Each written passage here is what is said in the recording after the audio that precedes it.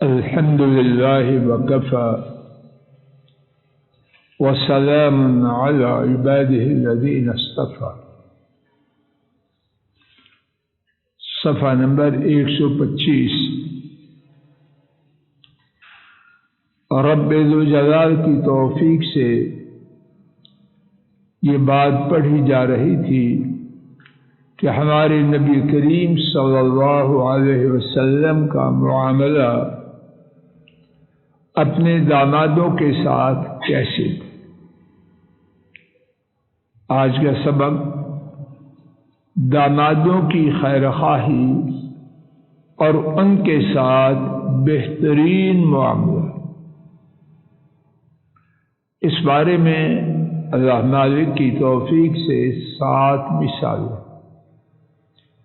پہلی مثال، داماد کو صحت کو نقصان پہنچانے والی چیز کے کھانے سے روکنا اور مفید چیز کھانے کی تلقین کرنا. یہ بات دامادوں کے ساتھ آسان ہے رانا صاحب؟ یہ مشکل ہے، بہت مشکل ہے. لیکن اگر بیس بنیاد اساس اچھی ہو تو کوئی مشکل نہیں. یہ بات پھر تعلقات میں اضافے کا سبب بنتی، اور اگر پہلے سے کھچا کھچی ہو تو پھر گھر کو بگاڑنے کے لیے یونس صاحب یہ بات کافی ہے. حضرات ائمہ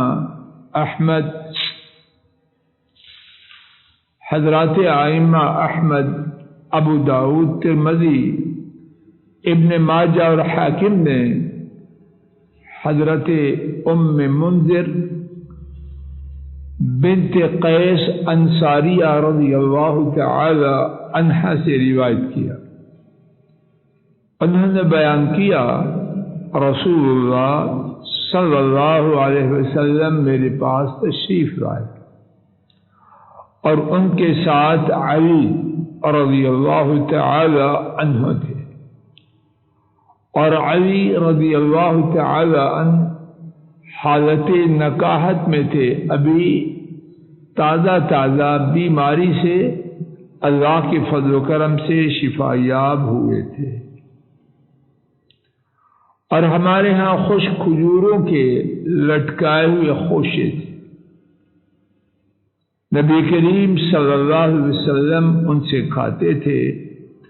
علی رضی اللہ تعالی عنہ نے بھی کھانے کی خاطر اسے پکڑا تو نبی کریم صلی اللہ علیہ وسلم نے فرمایا مح یا علی انک ناکح،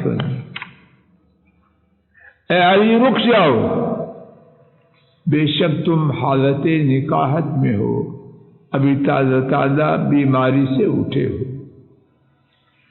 انہوں نے بیان کیا میں نے نبی کریم صلی اللہ علیہ وسلم کے لیے جو اور چقندر کا شوربہ تیار کیا تو نبی کریم صلی اللہ علیہ وسلم نے فرمایا یا علی من هذا فاسب فإنه انفع لك، اے علی رضی اللہ عنہ اس سے لیجیے، پس یقیناً وہ آپ کے لیے فائدہ مند ہے. جو چیز نقصان دہ تھی اس سے روکا، جو فائدہ والی تھی اس سے لینے کی تلقین کی. جامع ترمذی میں ہے فجلس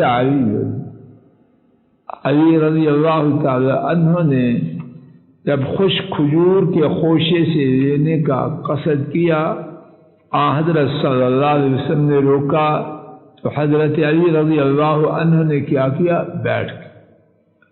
ناراض ہو کے چلے گئے، مجلس سے بائیکاٹ کر دیا، واک آؤٹ ہو گئے؟ نہیں. فجلس علی رضی اللہ عنہ بیٹھ گئے. والنبی صلی اللہ علیہ وسلم یأکل، اور نبی کریم صلی اللہ علیہ وسلم کھاتے رہے.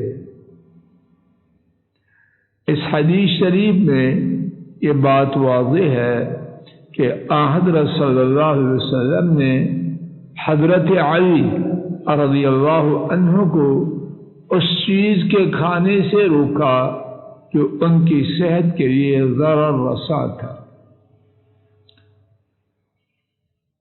اور اس چیز کے کھانے کی ترغیب دی جو ان کے لیے مفید تھی۔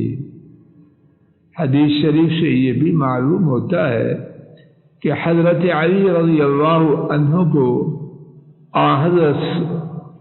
حضرت علی رضی اللہ تعالی عنہ حضرت صلی اللہ علیہ وسلم کے ارشاد کی تعمیر کرتے ہوئے فوراً کھجور کے خوشوں سے ہٹ کر نیچے بیٹھ کے رضی اللہ تعالی عنہ وارضا۔ نوٹ: امام ابن قیم نے حالت نکاحت میں، حالت نکاحت سے مراد بیماری سے تازہ اٹھنا۔ امام ابن قیم زین جی سمجھ آ رہی بیٹا؟ امام ابن قیم نے حالت نکاحت میں خشک کھجوروں کے کھانے کے برے اثرات اور جو اور چقندر کے شوربہ کے استعمال کے فوائد کے متعلق اس حدیث کے حوالے سے بہت خوبصورت گفتگو کی ہے۔ اللہ تعالیٰ اپنے فضل و کرم سے ہمیں بھی اپنے دامادوں سے بہترین معاملہ کرنے کی توفیق عطا فرمائے، اور اس بارے میں جو بدگمانیاں ہیں طرفین میں، اللہ تعالیٰ اپنے فضل و کرم سے دور فرما دے، اور اللہ تعالیٰ اپنے فضل و کرم سے ہمارے دامادوں کی، ہماری بیٹیوں کی زندگی کو دین کی بنیادوں پہ خوشگوار بنا دے، اور اللہ تعالیٰ اپنی رحمت سے ہمارے لیے اس حوالے سے اطمینان، سکون، سکھ، چین کے دروازے کھول دے، اور اس حوالے سے جو بے چینی، اضطراب، مصائب اور مشاکل موجود ہیں، اللہ تعالیٰ اپنی رحمت سے انہیں دور فرما دے۔ اے مولا کریم، ہماری مجلس کو مبارک بنا، کہنے سننے کی غلطی کو اپنی رحمت سے معاف فرما، بیماریوں کو دور فرما، صحت کو عطا فرما، ہمارے بیماروں کو شفا عطا فرما، ہمارے فوت شدگان کے گناہوں کو معاف فرما، ان کے بارے میں ہماری کوتاہیاں اپنی رحمت سے انہیں معاف فرما۔ اے اللہ، ہمارے آباء و اجداد، اعزاء و اقارب جو حالت اسلام میں فوت ہو چکے، ان کی قبروں کو جنت کی باغیچیاں بنا، اور اے اللہ جو زندہ ہیں ان پہ نظر کرم فرما۔ اے اللہ، ہماری اولادوں کی اصلاح فرما۔ اے اللہ، انہیں ہماری آنکھوں کی ٹھنڈک بنا۔ اے اللہ، جب دنیا سے چلے جائیں تو وہ ہمارے لیے صدقہ جاریہ بنے، اور اے اللہ ہم ناکاروں کو اپنے آباء و امہات کے لیے، اپنے بزرگوں کے لیے صدقہ جاریہ بنا۔ اے اللہ، ہمارے ملک پاک کی خیر فرما۔ اے اللہ، بارشیں جو ہمارے گناہوں کی وجہ سے رحمت اور خیر کا سبب ہونے کی بجائے آپ کے عذاب کا سبب بن چکی ہیں، اے اللہ ہمیں ہدایت دے۔ اے اللہ، ہمارے گناہوں کو معاف فرما، ہمارے بگاڑ کو دور فرما۔ اے اللہ، ہمارے گھروں میں، ہمارے معاشرے میں جو فحاشی، بے حیائی، بے غیرتی، اس کا طوفان آ چکا ہے، اے اللہ ہمیں ہوش عطا فرما، اس طوفان کو ہم سے دور فرما، اور اس کے دور کرنے کے لیے ہماری مردہ غیرتوں کو زندہ کر۔ اے اللہ، ہمارے ضمیروں کو جھنجھوڑ دے، اور ان میں ایمان کو دوبارہ جاری و ساری فرما۔ وصلی اللہ تعالی علی خیر خلقہ وعلی آلہ واصحابہ واہل بیتہ واتباعہ الی یوم الدین، آمین یا رب العالمین۔